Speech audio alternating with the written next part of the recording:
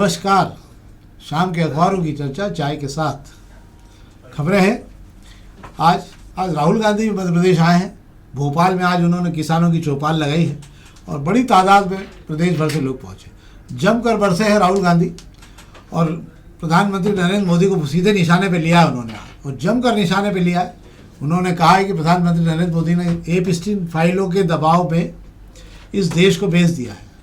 किसानों को लेकर उन्होंने कई मुद्दे उठाए हैं।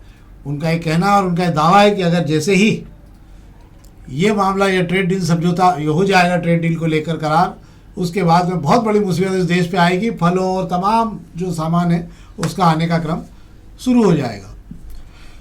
बड़े लंबे समय बाद कांग्रेस की भोपाल में चहल पहल दिखी और भीड़ भाड़ भी अच्छी रही आज। राहुल गांधी भी आज जो है बड़े मुखर दिखे लंबे समय बाद। ऐसा लगा कि अब राहुल गांधी ने मोदी जी के खिलाफ मोर्चा पूरी तरह से खोल दिया है। ये थी एक जो महत्वपूर्ण खबर जो दिन में हुई अखबारों के पहले। अब हम अखबारों के अंदर आ जाते हैं वापस, तो शाम के अखबारों की चर्चा फिर शुरू करते हैं। तो शाम के अखबारों की चर्चा में आज मैं सबसे पहले आज दोपहर की खबरें उठाऊंगा मैं आपके पास में। और दोपहर की खबरों में कुछ खबरें, एक दो खबरें पहले पेश की जिस पर अपन बात करेंगे। एनसीईआरटी ने मतलब सीबीएसई कोर्स के लिए 8वीं के लिए जो किताब एनसीईआरटी ने निकाली है, उसमें बड़ा मज़ेदार बात ये हो गई कि एनसीईआरटी किताब में एक अध्याय रखा गया है अदालतों में कोर्ट में होने वाले भ्रष्टाचार को लेकर, और उन पर तमाम उन्होंने निशाना बनाया गया है कि कैसे प्रकरण चलते हैं, कितने प्रकरण पेंडिंग पड़े हुए हैं और क्या क्या है। मुझे नहीं मालूम ये मामला, पर ये मामला बहुत गर्म हो गया है। 5.33 करोड़ प्रकरण पेंडिंग होने का जिक्र भी उस पर खबर में किया गया, उस किताब के अंदर अलग अलग हिस्सों में किया गया है। इस पर अब आगे क्या होगा क्या नहीं होगा तो वक्त बताएगा, पर अब आपको आगे से अदालतों के भ्रष्टाचार भी पढ़ने के लिए क्लास में मिल जाया करेंगे। अलग अलग विभागों के तो रहते ही थे, अब अदालतें बची थी, उन पर ही भ्रष्टाचार के दाग धब्बे दिखने लगेंगे। एक और खबर है, आपको याद होगा छिंदवाड़ा में कफ सिरप से जो बहुत सारे लोग की मौत हुई थी, और एशिया के कई अफ्रीका के कई देशों में भी इसी कफ सिरप से मौत होने के बाद में विदेश मंत्रालय में हल्ला मचने के बाद में स्वास्थ्य मंत्रालय तक जब ये बात गई थी तब इसकी जांच शुरू हुई थी। केग ने इस मामले में पूरी जांच की और पाया है करीब 850 कंपनियों को नोटिस जारी किए गए और 10 महीने में 1250 की जांच की। भारी अनियमितताएं पाई गई है कफ सिरप बनाने को लेकर, भारी अनियमितताएं पाई गई। कफ सिरप का खेल ऐसा हो गया है कि बहुत सारे जो बहुत अच्छे डॉक्टर हैं वो कहते हैं, मैं खुद भी बहुत अच्छे डॉक्टरों को जानता हूँ, कि कफ सिरप अवॉइड करते हैं पहली बात तो, और कहते हैं नहीं हो तो हल्दी का दूध पी लो, गर्म पानी पी लो, एक आध दिन 72 घंटे में ठीक हो जाओगे, और नहीं तो कफ सिरप लिख देता हूँ 3 दिन में अपने आप लेते रहना, ठीक हो जाओगे। तो बात वही है, एक ही जैसी बात है अगर आप दवा लेते हैं तो। ये दो खबरें थी जो बहुत पूर्ण है। रुपया आज भी बहुत बुरी तरह से टूटा है और धमक में मतलब ट्रेड डील की धमक में जो है बाजार भी आज लहूलुहान हो गया। 6 लाख करोड़ फिर सुहा हो गए। ये तो थी जो खबरें पहले पेज की जो हमने आपको दी। अब हम आपको एक खबर और बता देता हूँ मैं। पहली बार नगर निगम ने 50 साल पुराना पेड़ काटने को संपत्ति कर का खाता भी नहीं था, 50 साल पुराना पेड़ का 1 लाख रुपए का जुर्माना लगाया है। इससे कम से कम भय तो पैदा होगा झाड़ों को काटने को लेकर। शहर भर में जिसको देखो कुल्हाड़ी लेकर घूमता है और बिना किसी डर के जो है चला लेता है। इंद्रपुरी कॉलोनी में एक काम किया गया है किसी मयूर कुकरेजा को लेकर, पर और भी जगह जो झाड़ कट रहे हैं अगर ऐसे कटने लगे तो बहुत सारा हमारा ही नुकसान होगा, पर्यावरण को लेकर बड़ा नुकसानदायी होगा। एक तरफ हम झाड़ लगा रहे हैं, दूसरी तरफ झाड़ लोग काट रहे हैं। झाड़ लगाएं 10 उसके बाद काटे तो भी दुख नहीं होगा ना, ये अपने लाभ के लिए काटे जा रहे हैं। क्या जी बिल्कुल आप सही कह रहे हैं कि पेड़ों पर कुल्हाड़ी चलाने का काम रात के अंधेरे में सबसे ज़्यादा किया जाता है, और इसके अंदर नगर निगम को उद्यान अमला भी शामिल रहता है।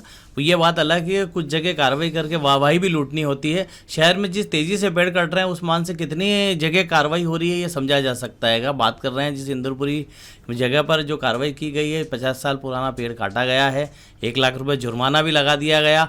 सबसे बड़ी बात यह है कि जिस ज़मीन पर यह पेड़ लगा हुआ था उस ज़मीन का मतलब यानी उस प्लाट का नगर निगम को संपत्ति कर भी नहीं भरा जा रहा था। आज तक खाता ही नहीं खोला गया। अब समझने वाली बात यह है कि नगर निगम का राजस्व अमला क्या देख रहा था। हालांकि आप चौंकिए मत, आपको मैं बता देता हूं ये जिस उस वार्ड का मामला है जहां पर संपत्तियों की जांच पर बवाल मचा था, यानी वार्ड 74 में ये संपत्ति इंद्रपुरी कॉलोनी के अंदर ये प्लाट निकला हैगा। और वहीं पर पूर्व कमिश्नर दिलीप कुमार यादव ने घर घर संपत्ति कर खातों की जांच के लिए एक मुहिम चलाई थी जिसका जमकर विरोध हुआ था, और पार्षद महोदय खास करके पार्षद पति और उनके पुत्र ने जो नगर निगम के अमले के खिलाफ जो मोर्चा खोला था उसके बाद में ये मुहिम आई गई हो गई थी। कल भी पार्षद पति वहाँ पहुँचे थे कार्रवाई रुकवाने के लिए, पर दाल गली नहीं और 1 लाख रुपए का जुर्माना लग गया। पर फिर भी मैं कहूँगा कि 1 लाख रुपए के जुर्माने से भी 50 साल पुराने पेड़ की भरपाई नहीं हो सकती है। उस पेड़ को इतना यहाँ तक लाने के लिए जिन लोगों ने कोशिश की और पेड़ से जितनी हमें फ़ायदा हो रहा था उसकी भरपाई 1 लाख रुपए कभी नहीं कर पाएंगे। इसलिए कोशिश ये होनी चाहिए, डर होना चाहिए उन भूमाफियाओं में जो पेड़ों की कटाई जो है दिन रात के अंधेरे में करते हैं। सही बात है। अब हम प्रभात खंड खबर की बात कर लेते हैं। प्रभात खंड खबरों में एक खबरें हैं जिस पर हम बात करेंगे। हाँ, एक खबर तो ये है, प्रभात खंड में अच्छी खबर है। विधानसभा में इंदौर नगर निगम का मामला उठा है और नगर निगम को चाहिए 6,000 से ज़्यादा कर्मचारी, 1/4 भी नहीं, मतलब 1400-1500 कर्मचारियों से पूरी नगर निगम चल रही है, जबकि 6,000 कर्मचारी हर अधिकारी के पास में कम से कम 2 या 3 अधिकारियों का काम है। यही स्थिति सफाई कर्मियों की भी है कि सफाई कर्मियों की भी संख्या कम है। अब तमाम काम जो है वो संविदा के आधार पर करना है, भर्ती हो नहीं रही है। और भर्ती इसलिए नहीं हो रही कि नगर निगम बजट की भारी कमी हो गई, नगर का वित्तीय संतुलन बिगड़ा हुआ है। पर नहीं भर्तियाँ नहीं होने से जो लोग नियमित काम करने वाले होते हैं उनकी एक जवाबदेही होती है। पर हो ये रहा है कि जो संविदा पे आप जिनको रख रहे हैं वो केवल ये मान के चलते, क्या मालूम 3 महीने बाद हम रहे न रहे, क्या स्थिति बनेगी। इसको लेकर वो ईमानदारी से पूरी ऑनेस्टी के साथ में विभाग के साथ काम नहीं कर पाते। क्या है जी, बिल्कुल आप सही कह रहे हैं। क्या नगर निगम के काम में लेट लतीफ़ी, नगर निगम के काम में लापरवाही, नगर निगम के काम में गड़बड़ी, ये सारी चीज़ें होने के पीछे एकमात्र वजह है कि नगर निगम में अमले की कमी हैगी। विधायक महेंद्र हार्डिया ने नगर निगम को लेकर विधानसभा में सवाल उठाया था कि नगर निगम के जो अफसर हैं उनको एक के जिस पद पर उन्हें रखा गया उसके अलावा 4-4, 5-5 विभाग का प्रभारी बना दिया गया है। कई जगह तो मास्टर कर्मी जी विभाग के प्रभारी बने हुए हैं। तो ऐसे में क्या वजह है, जो नगर निगम की क्या मौजूदा स्थिति है। मंत्री कैलाश विजयवर्गीय ने इसका जवाब दिया है कि नगर निगम में 6,300 से ज़्यादा अधिकारियों और कर्मचारियों के पद मंजूर हैंगे। आपको जानकर हैरानी होगी कि आज की तारीख में नगर निगम में 1500 अधिकारी और कर्मचारी भी नहीं बचे हैंगे। अब आप अंदाजा लगा सकते हैं, जिस नगर निगम में 1/4 भी स्थायी कर्मचारी नहीं है, वो नगर निगम मास्टर कर्मचारियों के सहारे चल रही है, वो नगर निगम आउटसोर्स के कर्मचारियों के सहारे चल रही है। और आउटसोर्स से आप कर्मचारी रखकर नगर निगम का जो डेटा बाहर आप लीक करा रहे हैं, इससे नुकसान नगर निगम को ही हो रहा है। अब और एक सूची वो भी जारी की गई है, बताई गई है विधायक महेंद्र हार्डिया को कि 17 अधिकारी ऐसे हैं जिनके पास 1 नहीं, 2 नहीं, 8-8, 10-10 विभाग का काम मिला हुआ है। ऐसे में वे दिन भर दौड़ भाग करते हैं। हालांकि बता दूं, वे दौड़ भाग सिर्फ जहां मलाई मिलती है वहीं दौड़ भाग करते हैं, बाकी विभागों में काम होते नहीं और आम लोग परेशान होते रहते हैं। हाँ, ये सब विभागीय पांचाली कहलाते हैं। कम से कम 5-5 विभाग चला रहे हैं बेचारे, तो इसीलिए इनको विभागीय पांचाली भी कहा जाता है। एक और बात है, हम एक और खबर पर बात कर लेते हैं। कांग्रेसी निकले महाचौपाल के लिए। आज सुबह कांग्रेसियों में बड़ा उत्साह था राहुल गांधी को लेकर, और भोपाल है और बर्ली शुगर मिल को लेकर भी तमाम किसान जो वहाँ मिल जमीन अधिग्रहण हो रही है और अडानी को, अरविंद मिल को दी जा रही है जो जगह, उसको लेकर भारी हल्ला मचा हुआ था। तो वे भी तमाम किसान जो है भोपाल पहुँचे हैं। राहुल गांधी से उनकी मुलाकात हुई या नहीं हुई पता नहीं, पर आज महाचौपाल के लिए इंदौर में सवेरे से अलग अलग जगह पर चुनावी चौपाल लगना शुरू हो गई थी। क्या जी, बिल्कुल आप सही कह रहे हैं। राहुल गांधी को मध्य प्रदेश रास आ रहा है। मैं आपको बता देता हूं, पिछले 1 महीने में राहुल गांधी दूसरी बार मध्य प्रदेश आए हैं। भागीरथपुरा पर कांड को लेकर इंदौर आए थे और दूषित पानी से जो मौतें हुई थी उन परिवारों के बीच में गए थे। मध्य प्रदेश और केंद्र सरकार पर उन्होंने जमकर घेराबंदी की थी, वो हल्ला चल ही रहा था। इस बीच जो अमेरिका से जो ट्रेड डील हुई है उसके अंदर किसानों को होने वाले नुकसान को लेकर राहुल गांधी ने मोर्चा खोला। और आपको बता दूं, पूरे देश भर में वे महाचौपाल लगाने वाले हैं और उसकी शुरुआत उन्होंने मध्य प्रदेश से की है। इसकी वजह यह बताई जा रही है कि मध्य प्रदेश में इन दिनों कांग्रेस कुछ बेहतर कर रही है, कि विपक्ष दिखने लगा है कि कांग्रेस भी विपक्ष में यहां पर है। तो ऐसे में राहुल गांधी ने मध्य प्रदेश को उपयुक्त समझा और भोपाल में आज जिस तरीके से वे दहाड़े हैं और जिस तरीके से लोग उन्हें सुनने के लिए पेड़ों पर चढ़ गए थे, उससे ऐसा लगता है कि राहुल गांधी की लोकप्रियता कहीं ना कहीं बढ़ रही है। निश्चित रूप से राहुल गांधी की लोकप्रियता का असर तो दिखाई देने लगा है, क्योंकि प्रधानमंत्री नरेंद्र मोदी जो है वो लगातार कांग्रेस को कोस रहे हैं, क्योंकि वो अच्छी तरह जानते हैं कि जो 30-35 सीटों से बढ़ के 100 सीटों पर आ गए हैं, वो अगले चुनाव तक निश्चित रूप से 200 सीटों के लगभग कहीं पहुंच गए तो सरकार पूरी हिल जाएगी। और इसीलिए उनका सबसे ज़्यादा निशाना गांधी परिवार ही है, क्योंकि वो अच्छी तरह जानते हैं कि अगर गांधी परिवार को दरकिनार कर दिया जाए कांग्रेस से तो कांग्रेस की ज़मीन खत्म हो जाएगी। और इसी कोशिश में कल उन्होंने जब कांग्रेस पे हमला किया एक सभा में, तो उन्होंने विपक्षी के दूसरे दलों को बड़ा अलग किया कि देखिए तृणमूल कांग्रेस इसमें शामिल नहीं हुई, दूसरे दल इसमें शामिल नहीं हुए कांग्रेस के साथ में, कांग्रेस कैसा गंदा काम कर रही है। कांग्रेस जैसा भी काम कर रही है, पर कांग्रेस अपना काम कर रही है, ये समझ में आने लगा लोगों को। कांग्रेस से ज्यादा चिंता मुझे लगता है भारतीय जनता पार्टी को सता रहेगी, कौन उनके साथ चल रहा है कौन नहीं चल रहा है। हाँ, और इंडिया गठबंधन को लेकर उनको बड़ा तनाव है, कांग्रेस को भी लेकर तनाव है। और मुझे ऐसा लगता है अगला मोर्चे में उनके लिए एक कठिन शुरुआत प्रधानमंत्री नरेंद्र मोदी के लिए हो जाएगी। अब हम अग्निबाण खबर की बात कर ले रहे हैं। अग्निबाण खबर में आज से उल्लास तक लेके गए, हमने आपको कल बता दिया था। और दो खबरें हैं जिस पर हम बात कर सकते हैं। भागीरथपुरा में की घटना को लेकर महापौर और एमआईसी को क्लीन चिट मिल गई है।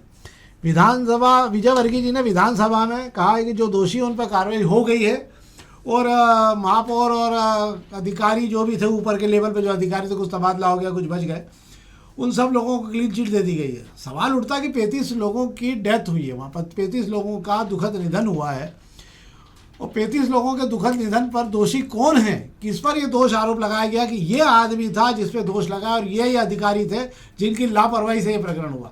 मेरी समझ में नहीं आया, आज तक मैंने नहीं सुना है कि यह पूरे मामले में अधिकारियों को दोष दिया गया है। कहीं से कहीं तक कोई दोष नहीं है, सब दोष मुक्त हो चुके। भागीरथपुरा धीरे धीरे अपने आप पटरी पे आने लगा। वैसे भी कहा जाता ना, गरीब परिवारों में कुछ हो जाए तो धरती ज़्यादा हिलती नहीं है, और वहाँ जितनी हिलना थी धरती हिल चुकी है। जिनको मदद मिलना थी वो भी नहीं मिली, और शायद मुझे लगता है अब आगे भी कोई मदद की संभावना फिलहाल नहीं है। जितनी मिलना थी उतनी मिल गई। क्या है बस जी बिल्कुल आप सही कह रहे हैं। भागीरथपुरा मामले को लेकर विधानसभा में कल गूंज हुई। भंवर सिंह शेखावत ने इंदौर का मसला जो भागीरथपुरा कांड को लेकर सरकार की घेराबंदी की और सरकार से पूछा कि ये किन लोगों की वजह से फाइल रुकी रही और किन लोग दोषी हैं जिन पर कार्रवाई क्यों नहीं की। उन्होंने सीधे सीधे महापौर और एमआईसी पर कार्रवाई की बात कही, सवाल उठाया उस पर। तो उस पर जो है मंत्री कैलाश विजयवर्गीय ने महापौर पुष्यमित्र भार्गव और एमआईसी को क्लीन चिट देते हुए कहा है कि महापौर और एमआईसी की वजह से कोई फाइल नहीं रुकी थी, जो फाइल जिस अफसर की वजह से रुकी थी उस अफसर पर सरकार कार्रवाई कर चुकी है। मतलब यह कहकर कैलाश विजयवर्गीय ने महापौर को क्लीन चिट दे दी है कि इस मामले में वे दोषी नहीं हैंगे। तो माना जाए तीसरी रेवाखंड पंचम अध्याय समाप्त हो चुका है। सत्यनारायण की कथा है, भविष्य में कागजों में आपको पढ़ने को मिला करेगी कि एक ऐसा कुछ मामला भागीरथपुर में हुआ था, और उसके बाद में जो दोषी थे उनके खिलाफ ये हुआ कि उनका तबादला बाहर कर दिया गया था। यह है खबर, इसके अंदर जो बेसिक खबर थी। एक खबर पर और हम बात कर ले रहे हैं आपसे। आज से नियामक आयोग ने बिजली की दरें बढ़ाने को लेकर सुनवाई शुरू करी है। आज मध्य क्षेत्र को लेकर सुनवाई, कल पश्चिमी विद्युत वितरण कंपनी की सुनवाई भी है। ऑनलाइन सुनवाई भी हो रही है, ऑफलाइन भी हो रही है सुनवाई। और इसमें बिजली की दरें जो हमको जो जानकारी हमारे पास है उसके आधार पर 10 से 11% बिजली की दरें बढ़ने जा रही है। मतलब हर परिवार, हर मध्यम वर्गीय परिवार पर जिसके अगर 2 पंखे लगे हुए हैं, फ्रिज है, कूलर है, उसको हर हाल में 300 से 400 रुपये का अतिरिक्त भार बिजली का पड़ने जा रहा है। करंट जोरदार है, और जिनके घर में ज़्यादा एसी हैं उनके लिए तो बात ही अलग है। सोलर पैनल लगाइए और अपने आप को सुरक्षित रखने की कोशिश करिए, क्योंकि बिजली की दरें इतनी ज़्यादा बढ़ रही है। उसके 2 कारण हैं। एक तो सरकार के पास से बजट की स्थिति अब रही नहीं, कोई सब्सिडी मिले। सरकार जो मुफ्त बिजली बांटने की प्रक्रिया का सारा दबाव जो है, सारा लोड जो है मध्यम वर्गीय परिवारों पर डालकर अपनी तरफ से कर रही है। उद्योगों को जो बिजली मिल रही है उसमें शायद को दरों को लेकर परिवर्तन होगा। मुझे लगता है इस बार बिजली चरम महंगाई पर देखने को मिलेगी। क्या जी बिल्कुल सही कह रहे हैं। हर बार बिजली का जो है झटका लगता ही हैगा। बिजली का कभी राहत वाली खबर नहीं आती है, और दरें हर बार बढ़ती कोई नई बात नहीं है। इसलिए आम लोग भी आदी हो चुके हैं कि हर बार की तरह के इस बार भी दरें बढ़ना ही है। रेट कभी कम होना नहीं, कभी इस तरह की खबरें नहीं आती कि रेट बिजली विभाग कह रहा है कि वो मुनाफे में आ चुका है और अब वो थोड़ा रेट कम करना चाह रहा है, लोगों को राहत देना चाह रहा है। मुझे लगता है जो एक बार करंट का झटका लगता है वो झटका कभी राहत नहीं देता है। हाँ, मान के चलिए एक परिवार को कम से कम 4000 रुपये का साल भर में अतिरिक्त भार आएगा। मतलब आप मान लीजिए कि आपका 1 महीने का पूरे घर का खाने का खर्च जो है बिजली कंपनी उठा के ले जाने वाली। तो ये थी खबरें हमने आपको दी। हम पत्रिका खबर की बात कर लेते हैं। पत्रिका में एक खबर पर हम बात कर लेते हैं। धार रोड की हालत बहुत ख़राब है। ये धार रोड का मामला हो या पाटनीपुरा से लेकर अपने नेहरू यहाँ न्यू पलासिया से लेकर जो यहाँ पर अटल द्वार तक जो रास्ता जा रहा है, इन रोडों की हालत इतनी ख़राब हो गई है कि पत्थर जो है वो उड़ने लगे हैं। मतलब गाड़ियों से टकराते हैं और दूसरों के सामने की दुकानों में जाके गिरते हैं। उसके बाद भी अब राम जाने काम जब चालू कर, तो धार रोड पे ठेकेदार ही नहीं मिल रहा है।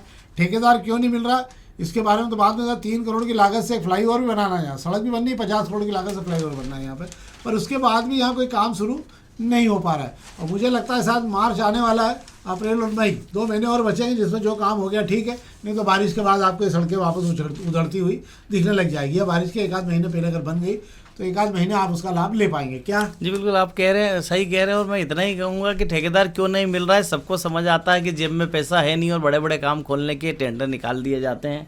और एक बार नहीं 5-5 बार टेंडर निकाल दिए, जब आपको ठेकेदार नहीं मिल रहा है तो खुद ही बिड़ जाइए। जैसे नगर निगम को हाई कोर्ट ने फटकार लगाई, BRTS तोड़वाइए, BRTS नहीं तोड़वा पा रहे थे, कुछ दिन खुद ही तोड़ने लगे, फिर आपने टेंडर किया, जैसे तैसे ठेकेदार मिल गया। एक बार खुद तो काम करके चालू करिए, क्योंकि आपके पास संसाधन से लेकर हर चीज़ की व्यवस्था है, कमी नहीं है। अगर यही ऐसा चलता रहा तो आप टेंडर पे टेंडर निकालिए और होना जाना शहर में कुछ है नहीं, बारिश आ जाएगी, लोग परेशान होते रहेंगे। मुझे ऐसा लगता है कि आप ये मान के चलिए ये बारिश आपको बहुत तकलीफ देने वाली है। पूरा शहर खुदा पड़ा हुआ है और रोड अगर आपको बन जाए तो बहुत बड़ी बात है। अब 24-23 रोड 1 महीने 2 महीने में बन के तैयार हो जाए, बांड रोड की सड़कें, ये बहुत बड़ी बात होगी। मुझे नहीं लगता कि अब ये सड़कें आपको इस मौसम में ठीक स्थिति में देखने को मिले। तो तैयार हो जाइए अगले हादसों के लिए। जहाँ जहाँ भी अपने आप को बचाइए, सुरक्षित चलने की कोशिश करिए और अपने आप को सुरक्षित रखने की कोशिश भी करिए। तो ये तो थी खबरें जो हमने आपको दी। हमारा आग्रह आपसे कि इसे अधिक से अधिक लाइक करिए और अधिक से अधिक अपना लिंक जो है अधिक से अधिक मित्रों तक जरूर पहुँचाएँ। बहुत बहुत धन्यवाद।